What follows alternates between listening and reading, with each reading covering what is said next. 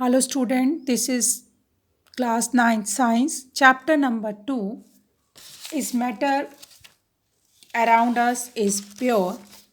This is second video of this chapter.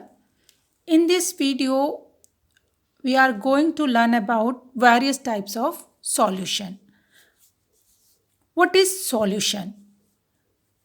Solution is a mixture of two or more substance. कोई भी दो और दो से अधिक सब्सटेंस का मिक्सचर कहलाता है solution. Components of solution are solvent and solute. दो कंपोनेंट है सॉल्यूशन में, solvent and solute. Solvent the component of a solution which is present in large proportion.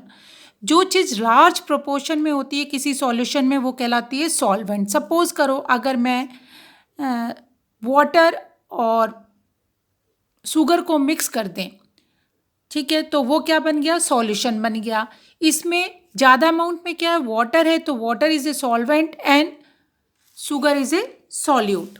तो we can say solute the component of solution which is present in small proportion में. जो small proportion में component present होता है उसको हम कहते हैं solute. Solution is classified into three types: true solution, colloidal solution and suspension solution. वैसे जनरली जो ज़्यादातर बुक्स में होता है, सॉल्यूशन को हम ट्रू सॉल्यूशन ही लिखते हैं और बाकी लिखते हैं कोलाइडल सॉल्यूशन एंड सस्पेंशन. ठीक है, जनरली बुकों में क्या लिखा होता है, ट्रू सॉल्यूशन के लिए सॉल्यूशन का वर्ड यूज़ किया गया है और बाकी दो के लिए कोलाइडल और सस्पेंशन यूज़ किया गया है. सबसे पहले हम लोग पता लगा लेते हैं कि क्या डिफरेंस है ट्रू सॉल्यूशन में, कोलाइडल सॉल्यूशन में एंड सस्पेंशन सॉल्यूशन में. What is the difference between true solution, colloidal solution and suspension solution. पहले हम एक एग्जांपल ले लेते हैं इसको समझने से पहले, कि आप एक कांच का ग्लास ले लीजिए और उसमें पानी भर दीजिए और उसमें कुछ नमक डाल दीजिए. ठीक है, उसको अच्छी तरीके से मिक्स कर लीजिए, उसको रख दीजिए. ध्यान से देखिएगा तो आपको क्या लगेगा, आपको दिखाई नहीं पड़ेगा कि उसके अंदर, पानी के अंदर जो है नमक मिला हुआ है. वो सब क्या हो गया, यूनिफॉर्मली स्क्रैटेड हो गया, यूनिफॉर्मली वो मिक्स हो गया. एक और लीजिए ग्लास, उसमें और पानी में यूज़ करना हमें distil water. Why distil water? Because पानी जो है अगर हम सिंपल वाटर लेते हैं तो उसमें इम्प्योरिटीज़ भी रहती हैं, इसलिए डिस्टिल वाटर लीजिए. नेक्स्ट ग्लास में भी आप डिस्टिल वाटर लीजिए और उसमें थोड़ा सा ऑयल डाल दीजिए. ठीक है, और थर्ड जो वो है ग्लास, उसमें भी डिस्टिल वाटर लीजिए और उसमें क्या करिए, मिट्टी डाल दीजिए.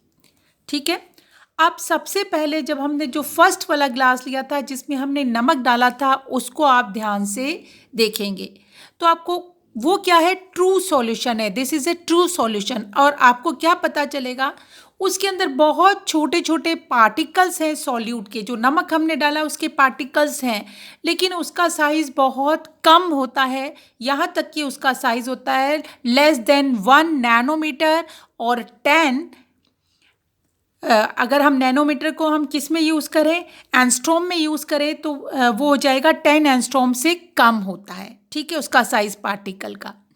और दूसरा सॉल्यूशन हम लेते हैं कोलाइडल सॉल्यूशन. उसमें हमने जिसमें क्या डाला था, ऑयल डाला था.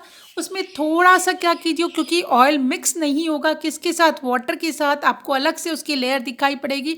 उसमें थोड़ा सा आप क्या डाल दीजिए, साबुन का पानी डाल दीजिए और उसको अच्छे से मिक्स कर लीजिए.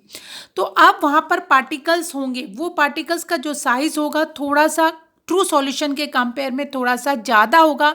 और वहाँ आपको दिखेगा भी, पानी के अंदर, ग्लास के अंदर आपको दिखेगा कुछ चीज़ मिक्स हो रखी है, और ये कहलाता है कोलाइडल सॉल्यूशन.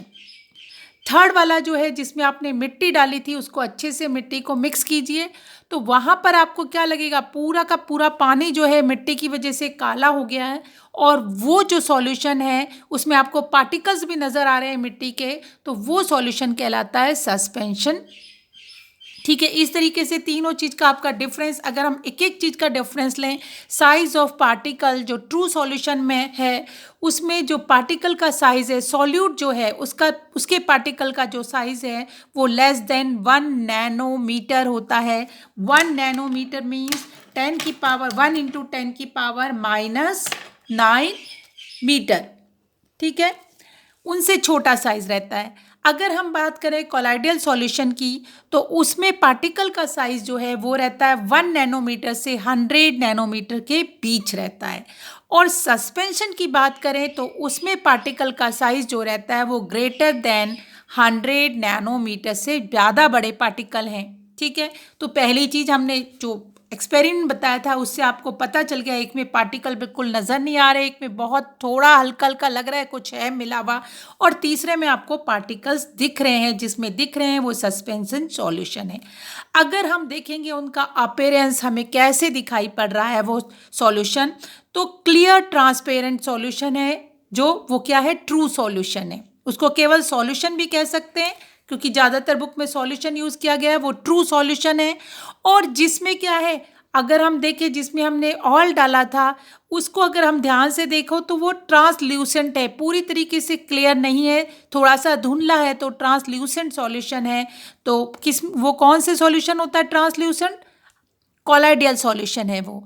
और जहाँ पर हमें बिल्कुल भी कुछ नज़र नहीं आ रहा है, सिर्फ मिट्टी मिट्टी पानी में दिख रही है, वो हो गया ऑपेक। तो ऑपेक सस्पेंशन जो सॉल्यूशन है वो ऑपेक होता है, कोलाइडल सॉल्यूशन ट्रांसल्यूसेंट है, और ट्रू सॉल्यूशन जो है ट्रांसपेरेंट होता है। अगर हम नेचर की बात करें तो ट्रू सॉल्यूशन होमोजीनियस मिक्सचर है। होमोजीनियस मिक्सचर मतलब जो सॉल्यूट है वो यूनिफॉर्मली जो है पूरे के पूरे सॉल्यूशन में मिक्स हो गया है, जबकि कोलाइडल एंड सस्पेंशन उसमें आपको पार्टिकल्स नज़र आ रहे हैं, वो है हेट्रोजीनियस सॉल्यूशन। विजिबिलिटी की बात करें कि हमें सॉल्यूट पार्टिकल्स जो है विजिबल हो रहे हैं कि नहीं, तो ट्रू सॉल्यूशन में सॉल्यूट पार्टिकल्स आर इनविजिबल, हमें नहीं दिखाई पड़ते हैं। कोलाइडल सॉल्यूशन में विजिबल हो जाएंगे पार्टिकल, हमें नज़र आएंगे, बट बाय माइक्रोस्कोप से हम देख सकते हैं, जबकि सस्पेंशन में particle solute particle are visible by our naked eyes, हम अपनी आंखों से भी पार्टिकल्स को देख सकते हैं।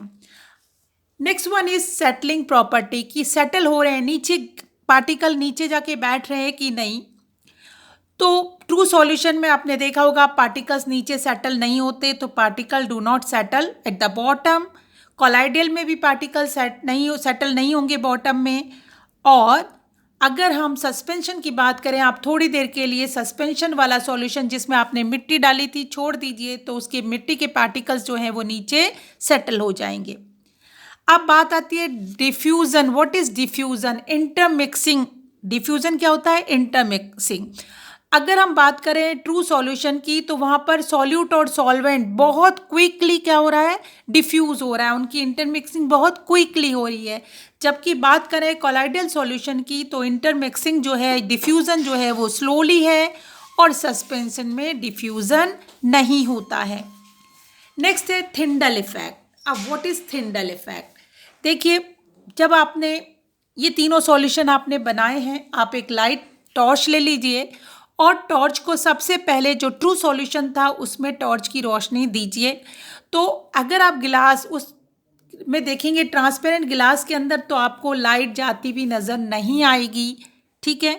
दूसरे में कोलाइडल सॉल्यूशन में देखेंगे तो उसमें आपको क्या होगा? लाइट जाती हुई दिखाई देगी। तो ये जो लाइट हमें जाती हुई पार्टिकल जो लाइट दिख रही है वो कहलाता है थिंडल इफेक्ट। जो स्कैटरिंग ऑफ लाइट हमें नज़र आ रही है वो कहलाता है थिंडल इफेक्ट कहलाता है। और जो सस्पेंशन है उसमें हो भी सकता है, हमें थिंडल इफेक्ट शो भी हो सकता है और थिंडल इफेक्ट नहीं भी हो सकता है, यदि पार्टिकल का साइज जो है 1 नैनोमीटर के आसपास रहता है। पार्टिकल का साइज जो 100 नैनोमीटर के आसपास रहता है, तो हमें जो है क्या दिखेगा? थिंडल इफेक्ट दिखेगा। और अगर पार्टिकल का साइज उससे ज़्यादा बड़ा होगा तो हमें थिंडल इफेक्ट नहीं दिखेगा। तो ये थे डिफरेंस, और इसी डिफरेंस के उससे आप क्या कर सकते हो? तीनों की प्रॉपर्टीज़ आपको पता चल गई। What is true solution, what is colloidal solution, and what is suspension. Next one is classification of true solution. True solution को क्लासिफाइड किया गया है classify into 2 types. saturated solution and unsaturated solution. What is saturated solution? When no more amount of solute can be dissolved in a solution at a given temperature, it is called saturated solution. इसका क्या मतलब हुआ? आपने पानी लिया, उसमें नमक डाला, घोला, और पानी लिया, उसमें नमक मिक्स किया, और पानी लिया, उसमें नमक मिक्स किया. अब एक ऐसी पोजीशन आ गई जहाँ पर नमक मिक्स नहीं हो रहा. अब जो सॉल्यूट है वो अब मिक्स नहीं हो रहा, डिजॉल्व नहीं हो पा रहा सॉल्यूशन में. वो पॉइंट कहलाता है, वो सॉल्यूशन जो बन गया वो बन गया सैचुरेटेड सॉल्यूशन. और जब तक उसमें क्या है, सॉल्यूट मिक्स होता रहता है, डिजॉल्व होता रहता है, तब तक वो कहलाता है अनसैचुरेटेड सॉल्यूशन. ठीक है. सॉल्युबिलिटी. सॉल्युबिलिटी क्या है? The amount of solute present in A saturated solution at a given temperature is called solubility. और इसको हम कह सकते हैं कंसंट्रेशन भी कह सकते हैं. सॉल्युबिलिटी क्या है कि कितनी अमाउंट की सॉल्यूट प्रेजेंट है उस सॉल्यूशन में, वो कहलाती है उसका सॉल्युबिलिटी. अब सॉल्युबिलिटी को फाइंड आउट करने के 3 मेथड हैं. किसी भी सॉल्यूट की कंसंट्रेशन कह सकते हैं को हम फाइंड आउट कर सकते हैं 3 मेथड से. Number first is mass by mass percentage. Mass by mass percentage का फॉर्मूला है concentration of solute equal to mass of solute upon mass of solution into 100. चलिए एक एग्जांपल लेते हैं. हमारा फर्स्ट जो कंसंट्रेशन निकालने के लिए फॉर्मूला था मास बाय मास परसेंटेज, तो देखते हैं. क्वेश्चन है, if 100 gram of sulphuric acid contain 98 gram sulfuric acid and rest 2 gram are water and impurities, find the mass by mass percentage of sulfuric acid. तो हमें क्या क्या गिवन है? Sulphuric acid, formula of sulphuric acid is H2SO4, तो ये दे रखा है 98 ग्राम. और सॉल्यूशन कितना है? सॉल्यूशन इज 98 100 ग्राम. टोटल सॉल्यूशन है 100 ग्राम, तो सॉल्यूशन है 100 ग्राम. And we have to find the concentration of H2SO4. हमें क्या निकालना है? कंसंट्रेशन परसेंटेज ऑफ H2O या H2SO4, कंसंट्रेशन ऑफ H2SO4. तो कितना है? सॉल्यूट के रूप में H2SO4 है, तो जितना H2SO4 हो अपॉन 100 इंटू 100, और ये कैंसिल हुआ, इक्वल टू 98%. ठीक है, तो ये हो गया. Next question is calculate the amount of glucose required to prepare 250 gram of 5% solution of glucose. अब यहाँ पर हमारे पास ग्लूकोज हमें फाइंड आउट करना है. क्वेश्चन नंबर 2 में ग्लूकोज फाइंड आउट करना है और हमारे पास परसेंटेज गिवन है 5% और सॉल्यूशन जो है वो है 250 ग्राम. ठीक है, सेम हमें परसेंटेज, हमें क्या निकालनी है? मास ऑफ ग्लूकोज निकालना है. तो हमारे पास क्या क्या चीज़ है? हमें पता है concentrate percentage of glucose,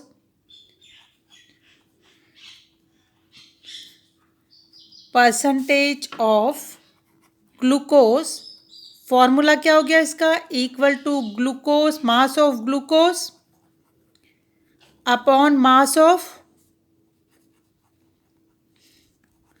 solution into 100. Same formula रखेंगे. जो वैल्यू हमारे पास है, हमारे पास ये गिवन है कंसंट्रेट परसेंटेज है ग्लूकोज की 5%, तो इक्वल टू 5% तो यहाँ है, तो ये हो गया 5 इक्वल टू ग्लूकोज नहीं पता, मास ऑफ ग्लूकोज अपॉन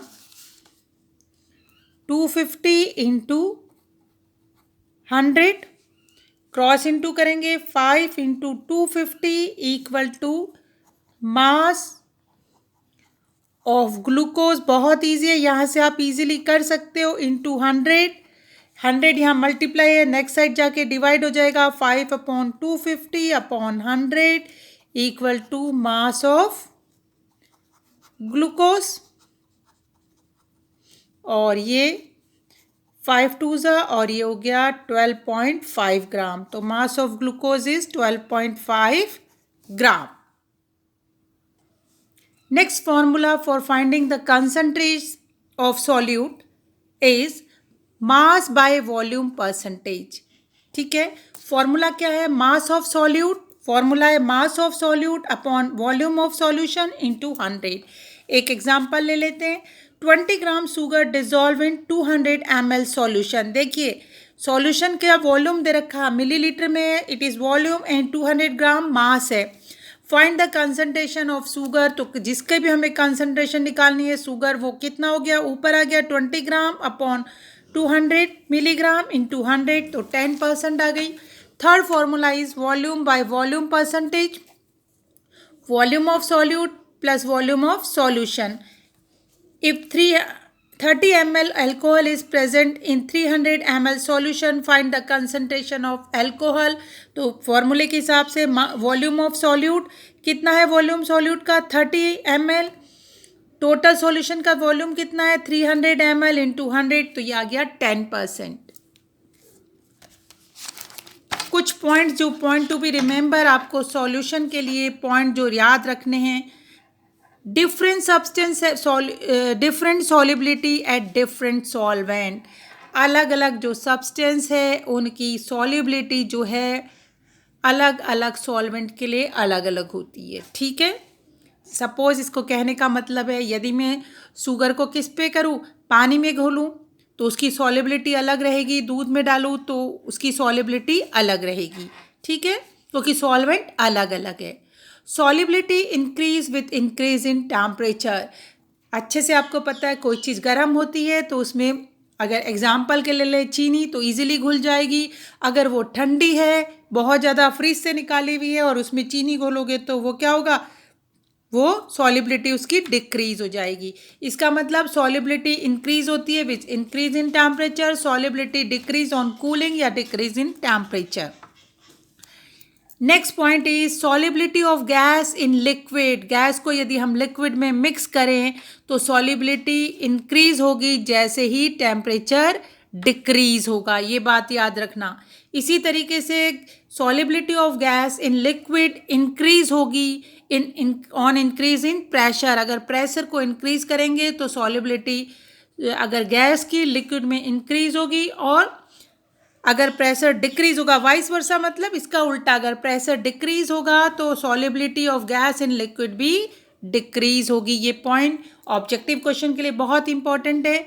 तो ये था आपका सॉल्यूशन के टाइप्स में डिफरेंस, और जो डिफरेंस दिया है वही प्रॉपर्टीज़ में भी अगर आपको अलग से आ जाए कि प्रॉपर्टीज़ लिखिए ट्रू सॉल्यूशन की या सॉल्यूशन की भी अगर प्रॉपर्टी आए तो केवल ट्रू सॉल्यूशन की प्रॉपर्टी आप लिख सकते हैं। प्रॉपर्टी ऑफ कोलाइड और प्रॉपर्टी ऑफ सस्पेंशन में आप डाल सकते हो। ठीक है, have a nice day, good bye.